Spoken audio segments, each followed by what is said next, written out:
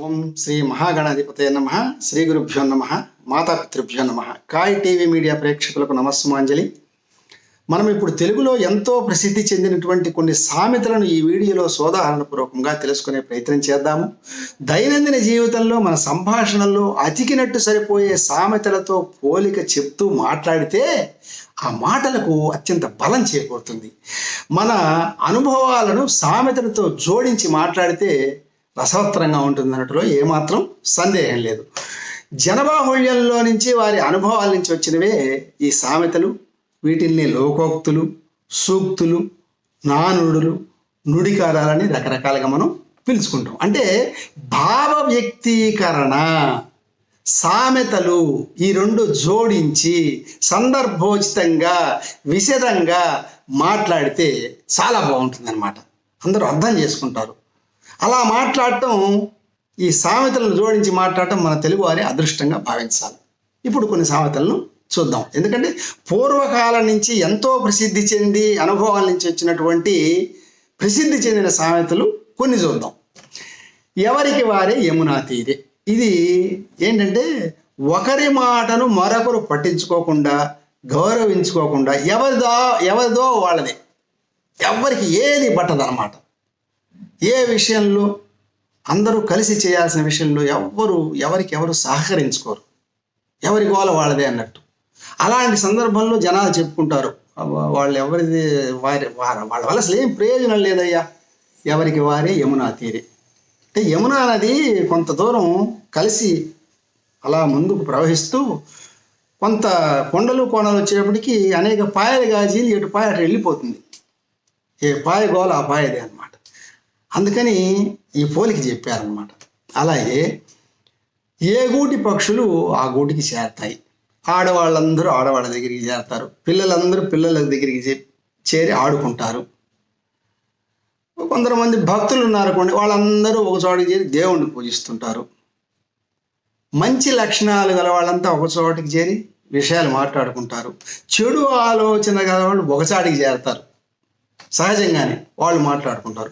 అలాంటి సందర్భంలో ఈ మాటను మనం అంటాం అటు చూడవయ్యా, ఏ గూటి పక్షులు ఆ గూటికి చేరినాయి అని అంటాం అన్నమాట. అలాగే తంతే గారెల గుట్టలో పడ్డట్టు అంటాం. అంటే ఎవరికైనా ఆపదల్లో కానీ, ఇబ్బందుల్లో కానీ, బాధల్లో కానీ కలిసి వస్తుందండి. ఆ కలిసి వచ్చినప్పుడు అనుకుంటాం వాడికేమయ్యా అదృష్టం వరించింది, తంతే గారెల బుట్టలో పడ్డాడు. అంటే ఉదాహరణకు ఒక వ్యక్తి విజయవాడ నుంచి హైదరాబాద్ పోవాలా, ట్రాన్స్ఫర్ మీద పోవాలా, ఒక ప్రభుత్వ ఉద్యోగి అప్లికేషన్ పెట్టాడు, రాలేదు.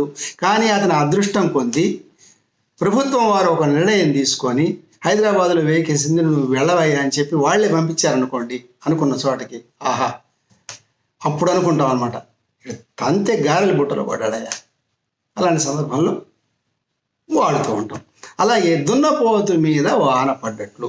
అంటే ఏ విషయాన్ని ఎవ్వరూ శ్రద్ధగా పట్టించుకోరు, వినరు, ఏమి చేయరు అన్నమాట. అట్లాంటి మనస్తత్వం గల వాళ్ళని గురించి చెప్పుకుంటారు ఈ సామెత. ఏంటంటే వాళ్ళకి ఏది పట్టదు, ఒక బాధ్యత ఉండదు, ఒక శ్రద్ధ ఉండదు అనమాట. అట్లా ప్రవర్తించే వాళ్ళని గురించి చెప్పుకునేటప్పుడు అంటాం, అతనితో ఏం లాభం లేదయ్యా, దున్నపోతు మీద వాన పడ్డట్లే ఎందుకు చెప్పటం అని అనుకుంటాం. అలాగే ఆడలేక మధ్యలో ఓడు అన్నట్లు, ఇది ఒక ప్రసిద్ధి చెందిన సామెత. ఏంటంటే ఏ పని చేతగాని వాడు నిందారోపణలతో ఇతరులను నిందిస్తూ ఉంటాడు. అంటే తమ చేతగానితనాన్ని ఇతరులపై రుద్దుతుంటాడు అనమాట. అదొక అలవాటు కొంతమందికి. అలాంటి వాళ్ళని గురించి ఈ సామెత వాడతారు. అంటే తమ అసమర్థతను కప్పిపుచ్చుకోవడానికి ఇతరులపై నింద వేయటం. అంటే ఆడలేక అంటే ఒక నాట్యకత్య సరిగ్గా నాట్యం చేయలేదట. సభికుల్లో నుంచి ఒక ఆయన లేచి ఏమ్మా బాగా చేయలేదని అడిగితే, నేను బాగానే చేశానండి, మధ్యలో బాగాలేదు, అతను సరిగ్గా వాయించలేదు అందట. చూసారా, నింద అక్కడ వేసేసింది. ఇంకొక ఇల్లాలని ఏమ్మా వంట బాగా చేయలేదు, సాంబారు బాగాలేదు అని ఒక ఆయన అడిగితే, నేను సాంబారు బాగానే పెట్టానండి, ఆ గిన్నె ఓటిది బాగలేదు అందట. ఇతరుల మీద నింద వేయటం అన్నమాట. అలాంటి సందర్భాల్లో ఆడలేక మధ్యలో ఓడు అన్నట్లు చెప్పుకుంటూ ఉంటారు. ఇంకా దరిద్రుడు పెళ్ళికి వడగళ్ళవాన అని ఒక సామెత ఉంది. అంటే దరిద్రుడు అంటే సహజంగా పేదవాడు, ఒక బక్క చిక్కినవాడు. వాడు కష్టాల నుంచి పీకల్లోతు కష్టాల్లోకి వెళ్ళిపోవటం అన్నమాట. అలాంటి సందర్భాల్లో చెప్పుకుంటాం.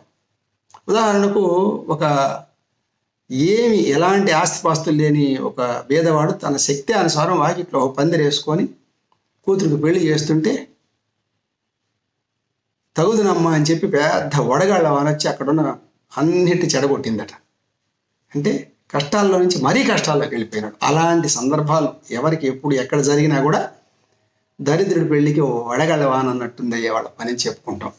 అలాగే మూలిగే నక్క మీద తాటికాయ పడ్డట్లు, ఇదేంటంటే కష్టాల పైన కష్టాలు వచ్చినప్పుడు చెప్పుకునే మాట. బాధల మీద బాధలు, ఇబ్బందుల మీద ఇబ్బందులు వస్తూ ఉంటాయి. అంటే ఒక నక్క ఆరోగ్యం బాగాలేక మూలుగుతూ ఒక తాటి చెట్టు నీడకు పోయి నీడ బాగుందని కూర్చుందట. ఆ సమయానికి పెద్ద గాలి వచ్చి ఒక పండిన తాటి పండు వచ్చి దీని మీద పడ్డదట. అసలే మూలుగుతున్నది, ఆరోగ్యం బాగాలేదు, ఇంతలో బరువు అయిన తాటి పండు పడి దాని పరిస్థితి ఏంది, ఇంకా కష్టాల్లోకి వెళ్ళిపోయింది, బాధల్లోకి వెళ్ళిపోయింది. అలాంటి సందర్భాల్లో మూలిగే నక్క మీద తాటి పండు పడ్డట్టుందయ్యా వాడి పని అని మనం చెప్పుకుంటాం. అలాగే ఆకాశానికి నిచ్చెన వేసినట్లు, ఇది పగటి కళలు కనేవాళ్ళు, ఊహాలోకంలో విహరించేవాళ్ళు, గాలి మేడలు కట్టేవాళ్ళు, డాంబికాలకు పోయేవాళ్ళని గురించి చెప్పుకునే సందర్భంలోని సామెత ఇది. ఇప్పుడు ఒక ఇల్లు ఉందండి, ఆ ఇంటికి ఒక గోడకు నిచ్చెన వేయచ్చు, వేసి ఏదో అక్కడ ఏదైనా పనులు ఉంటే ఆ పనులు చేసుకొని మళ్ళీ దిగచ్చు. కానీ ఆకాశానికి వేయాలంటే దురాశగా, అది దుర్లభం కదా. ఇప్పుడు అసాధ్యాన్ని నేను సుసాధ్యం చేస్తానని ప్రగల్భాలు పలికే వాళ్ళని గురించి మాట్లాడేటప్పుడు చెప్పే సామెత ఇది. ఎట్లా చేస్తారు ఆకాశానికి నిచ్చెన? జరగని పనులు చెయ్యాలని పూనుకున్నప్పుడు చెప్తారనమాట. వాడిదంతా డాంబికాలు లేవయ్యా, ఆకాశానికి నిచ్చెన వేస్తుంటాడు, అయ్యేది కాదనే సందర్భంలో చెప్పుకుంటారు. అలాగే సంకలో బిడ్డను పెట్టుకొని ఊరంతా వెతకటం, అంటే సహజంగా మతిమరుపు ఉన్న వాళ్ళ విషయంలో చెప్పే సామెత ఇది. ఒక ఇల్లాలు తన బిడ్డను సంకలోనే పెట్టుకొని ఎటుపోయినాడా మావాడు కనపడటం లేదని చెప్పి ఊరంతా వెతికిందట. ఎవరో ఎదురయ్యి అదేందమ్మా నీ సంకలోనే ఉంది కదా అంటే ఓహో ఉంది అని అప్పుడు అనుకున్నదట. ఇప్పుడు ఒక కవి కవిత్వం రాయాలని ప్రారంభించి తన చేతిలో పెన్నును పెట్టుకొని పెన్ను ఎక్కడ పెట్టుకున్నానని ఊరంతా ఎతికేట, ఆ చుట్టుపక్కలంతా. భార్య ఉండి నీ చేతిలోనే ఉంది కదా అన్నదట. అంటే సహజంగా ఈ ఉదాహరణలు ఎందుకు చెప్తున్నామంటే మతిపరుపు ఉన్నప్పుడు మనిషి ఎలా ప్రవర్తిస్తాడు అనే సందర్భం వచ్చినప్పుడు ఈ సామెత చెప్పుకుంటాం. ఇలాగా మనకు అద్భుతమైన సామెతలు ఇంకా ఎన్నో ఉన్నాయి. మరొక వీడియోలో మరికొన్ని తెలుసుకుందాం. అంతవరకు సెలవు, స్వస్తి. మరిన్ని అప్డేట్స్ కోసం మా కాయ్ టీవీని సబ్స్క్రైబ్ చేసుకోండి. మా వీడియో కనుక మీకు నచ్చినట్లయితే లైక్ చేయండి, షేర్ చేయండి. మీ విలువైన అభిప్రాయాలను కామెంట్ బాక్స్లో తెలియజేయండి.